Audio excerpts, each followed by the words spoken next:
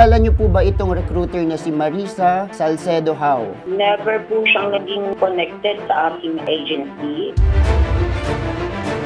Hindi na lang ba pwede na akuhin nyo na lang yung pagkakamali na may nakapasok at gagawa nyo ng paraan? Sir, kasi po hindi na po bagong pangyayari sa amin to. Nangyari na din po ito sa kaso namin sa Dubai. Oh, so hindi lang pala to yung first time. Ma'am, if you're not tolerating it, why didn't it end the first time?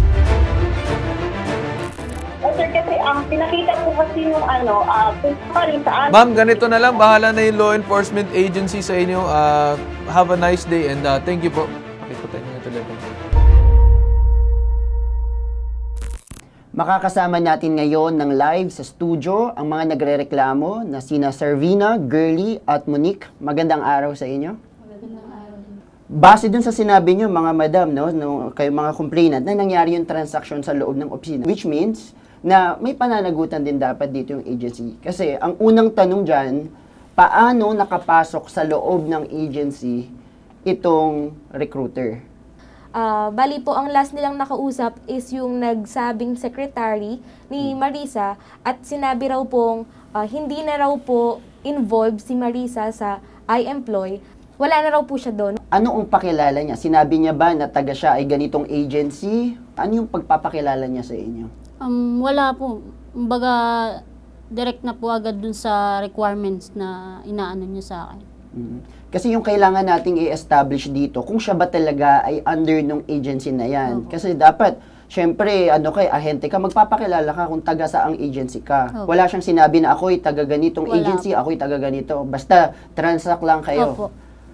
Magbabayad na po ako ng halagang, yung pera po, hawak ko po. Sabi ko po sa kanya, may pera na po ako na kasama ko po yung 2 kambal. Sabi niya, puntaan na dito sa Padre Paura Center. Doon po kami nagbayaran na doon sa agency sa taas po ng I-employed po. Para siyang lang po, maliit na kwarto, tapos may isa pong lamesa, may laptop po siya, may printed. Tapos yun lang po, wala na po. Ayan, yung nasa picture na yan, diyan kayo nagbayad. Opo, yan po, binibilang niya na yan po si yung Marisa. pera. Opo. Yan yung nagbabayad ka na ng parang full payment mo na 300,000. Ayan po. Meron bang nakalagay sa loob ng agency na may nakalagay na I employ manpower services? Meron po. May nakalagay? Doon po sa pinaka, ng pintuan niya. Pero sa loob mukha talaga siyang opisina. May mga business permit. Wala po siyang mga Paskil na kahit paskil, anong wala. business permit, wala. Okay. So, on the line ngayon, si resident lawyer natin, Attorney Batas Mauricio. Good morning po, Attorney. Magandang umaga po, Ginoong Carl. Magandang umaga po sa ating mga kababayan. Medyo masalimut nga yan, kapatid na Carl at mga kababayan. Dahil kung nakapasok doon sa tanggapan ng agency at maliwanag na yung tanggapang yan ay tanggapan ng agency, ibig sabihin, kung di man dahil sa sinadyang pinapasok at hinahayaang makipagtransaksyon dahil bahagi siya ng kumpanya, at the very least, merong pagpapabayang naganap sa tanggapan ng agency na naging dahilan upang itong mga tao ay makuhanan ng pera sa pangakong sila ay papadala sa mga trabaho sa abroad. So doon sa dalawang sitwasyon na yun, hindi po pwedeng sabihin ng agency na wala silang pakialam. Kung ito'y tunay na tanggapan ng agency at alam natin na yan ay tanggapan ng agency, mahihirapan silang makalusot yan, Ginoong Carl, na hindi nila pinakialaman yan, hindi nila alam yan. Yan ay hindi po pwedeng tanggapin ng ating mga hukuman bilang katibayan.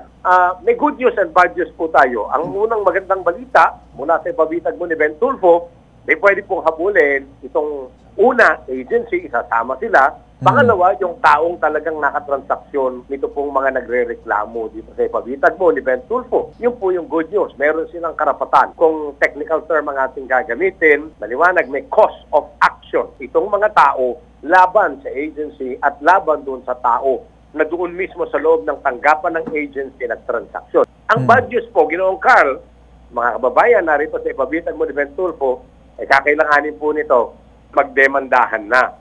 Yes. Una, idedemanda po yung pong tao na nakatransaksyon nila ng illegal recruitment on a large scale. Bakit po large scale? Aba Sabi po ng mga batas may kinalaman sa illegal recruitment sa kasalukuyang kapanahunan, pagka po ang na-recruit 3 tao na papunta sa labas ng bansa upang magtrabaho at hindi po napalis yung 3 taong yan, kahit isa lang yung nagre-recruit sa kanila, illegal recruitment on a large scale na po yan. Attorney, actually nasa kabilang linya po ngayon yung welfare officer ng I-Employment Power Services para kumbaga sagutin yung mga paratang sa kanilang ahensya po, no? So siguro maganda marinig din muna natin yung panig na itong inirereklamong agency, attorney. So sa kabilang linya, nandito si Geraldine Bordeos, welfare officer ng I-Employment Power Services. Magandang umaga po, Miss Geraldine. Yes, magandang umaga po sa inyong lahat. Sa programa po ni Geraldine ko, Bitag po, magandang umaga po. Matanong lang po namin, kilala niyo po ba itong recruiter na si Marisa Salcedo How? Never po siyang naging connected po sa ating agency. Hindi po siya connected sa I-Employ at hindi rin po siya accredited po, no? First time ko lang din po narinig yung name na yan, nangungulekta po at nagre-recruit ng mga tao kasi sa amin po ay meron po talaga tayong accredited person na nagkakandak po ng mga special recruitment activities. Matanong ko lang po, no, whatever it may be, dapat alam nyo kung sino-sino dapat yung mga pumapasok sa mismong opisina ninyo? Yes po. Ito po kasi nga, Padre Power Center, sir, ay marami po kasi itong agency.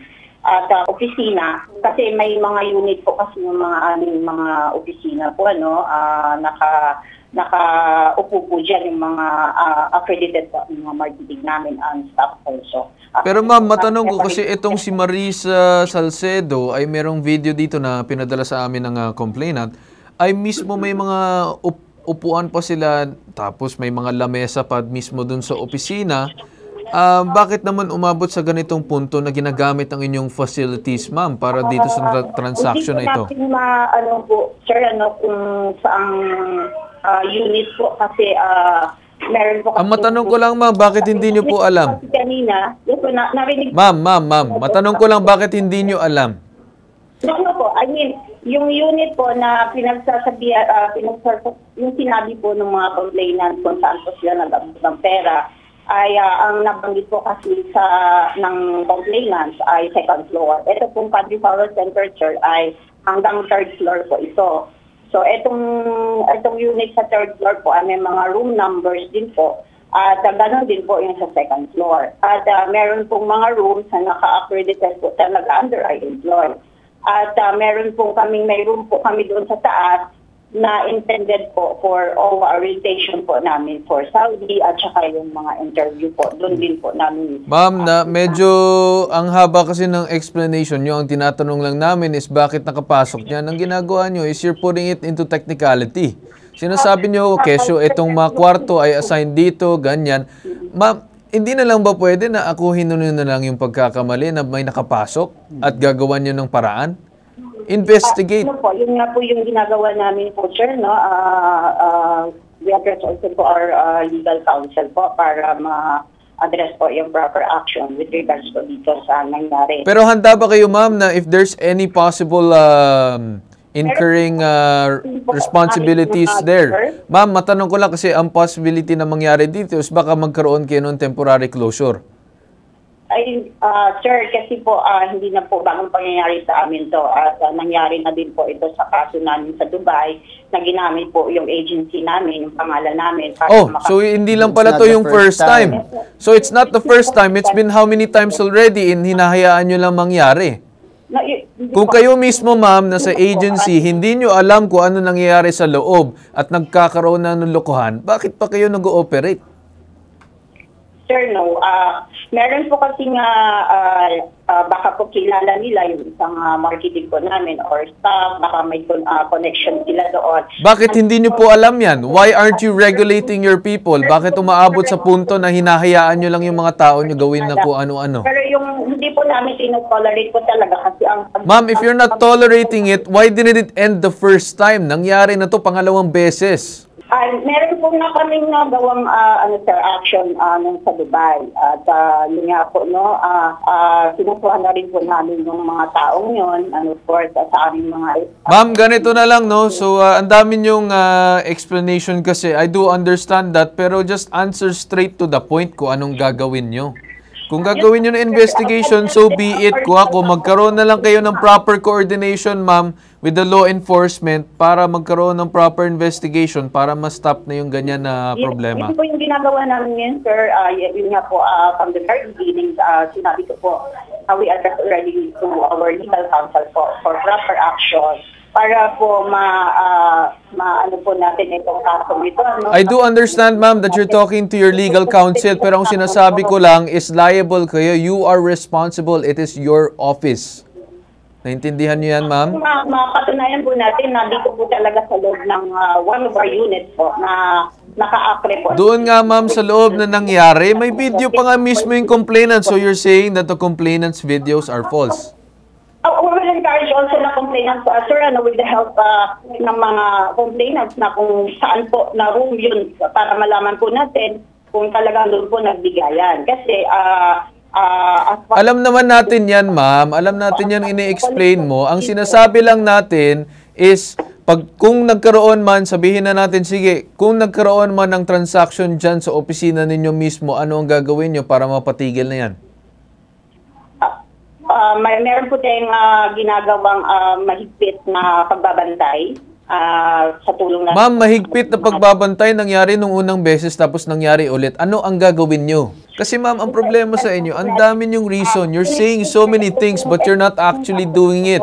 Kung nung unang beses palang ginawa nyo na, edi dapat tapos na yan. Wala nang nangyari ng ganito. Sir, kasi ang pinakita po kasi nung kung sakaling saan... Ma'am, ganito na lang. Bahala na yung law enforcement agency sa inyo.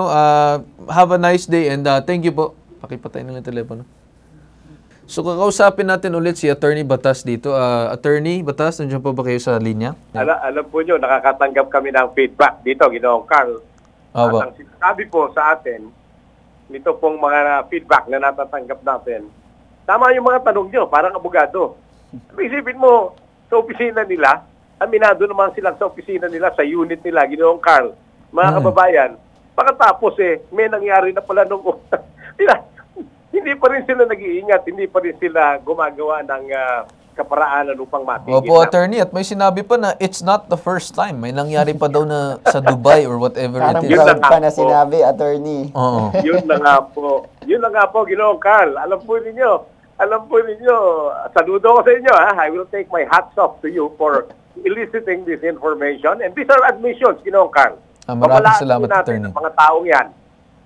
Dito po sa inyong mga inihayag ngayon, i.e., I employ, sa inyong inihayag dito on media live sa Ibabitag mo, liable po kayo. Pananagutan po kayo. At ang akin pong ipapanukala dito sa mga nagre-reklamo dito sa Ibabitag mo ni Ben Tulfo, nako po, isama kayo sa illegal recruitment on a large scale na kaso. Okay po? Yung po dapat gawin niyan, Ginoong Carl. Isama silang lahat, aminado sila tanggapan nila, may nangyari na nung una at pagkatapos ngayon. The fact no, attorney, na sinabi niya na may nangyari na nakakatawa lang, parang nilagay niya yung sarili niya sa sarili ng bitag Yes. Nabitag na yung sarili niya, yung nakakatawa, no, attorney. Maraming salamat po, Attorney Batas. Chief, Manila Bureau of Permits Inspection Division. Good morning po, Sir Richard. Yes, good morning po, Mr. Tulfo. Anong masasabi niyo, sir, na mismo sa establishment ng agency na to, nangyari yung panloloko, kahit man sabihin natin na hindi affiliated yung tao, paano nakapasok, sir? May responsibility din yung agency dito. Ano pang magagawa ng mismong division ninyo para dito po? So first things first po, ang aming office ay nag-conduct ng records check based on our database. Meron naman silang business permit for this year, 2024. Now, with regards to sa inyong tanong kung what the LGU, particularly the Bureau of Permits, can do regarding this matter, pwede po tayong mag-conduct ng inspection po dito sa dalawang establishments na to Or we could issue them a show cause order para marinig namin yung side nila on their part in black and white kung ano pong masasabi nila dito sa issue pong ito. If you'd ask my opinion po, the fact na ito ay nabanggit nyo na nga, no? At kanina yung si attorney, nangyari po ito sa loob ng kanilang establishment. So, hindi naman basta pwedeng ganun na lang, no? Wala kang responsibility sa mga nangyayari sa iyong paligid, sa iyong bakuran. So it's just na talagang dapat harapin nila itong kasong ito. The fact na nangyari na to dati, bakit nangyari ulit? So it means na wala talagang ginagawa itong recruiter na to with regards to the people working within their premises. So dapat talaga meron silang pananagutan dyan. Lalo na ito, pangalawang beses sa pala itong nangyari. Sige sir, aasahan namin yung pakikipagtulungan ninyo dito sa mga complainants namin and we'll keep in touch with you, sir. Maraming salamat po, Sir Richard. Maraming salamat rin po, sir. So, ngayon naman on the line is Police Colonel Bernard Lau, CIDG Anti-Fraud. Magandang umaga po, Sir Bernard. Yes, sir. Magandang umaga po sa inyo. Based on my understanding, based on your facts, nakapagbigay, may pangako at nakapagbigay ang ating mga complainant ng pera na hiningi kapalit ng pagproseso at pagpapaalis sa kanila ng tatlong biktima at hindi po ito ay natupad. Base po sa statement na po yun, maliwanag po na mayroon pong kasong estafa doon. Kasi ito ay isang pamamarampang loko. May pinangako na hindi naman po tinupad at ito po ay involved po dito ay pera. So may kaukulang po yun sir, pananagutan na kakaharapin ang yung nag-recruit po sa kanila or nakipag-usap po sa kanila na nagbigay ng pangako na sila po ay makakaalis ng bansa. Ano sir magiging pananagutan mismo ng agency dahil kahit papano meron silang responsibility or kahit papano na para nagkaroon ng sabuatan itong agency doon sa taong mismong inirereklamo nila? Siguro we can call their attention and have them explain. And if the explanation is not meritorious, and we will find out based on our investigation and the reasonability, siguro we can also file a case against this recruitment agency. Sige sir, aasahan namin yung pagiging tulong niyo dito sa mga lumapit po sa amin sir. Maraming salamat po sir at magandang umaga po. Magandang umaga din po, sir. Thank you for having me with your program. Thank you.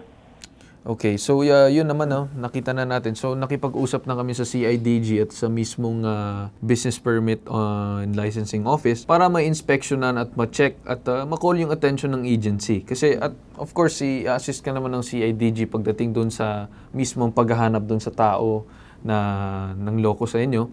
Pero at the same time, gusto namin panagutan yung agency para wala nang sumunod dun sa inyo. Kasi kapag may sumunod pa, kawawa naman din yung iba. No? So, kailangan talaga panagutin yung agency. No? Kasi kung hindi talaga, hindi titigil yung ganyan na pangyayari. No? At doon nagtatapos ang una nating sumbong. Ito ang nag-iisang pambansang sumbungan tulong at serbisyong may tatak. Tatak Bitag, Tatak Ben Tulfo. Tatak #Gipabitag mo.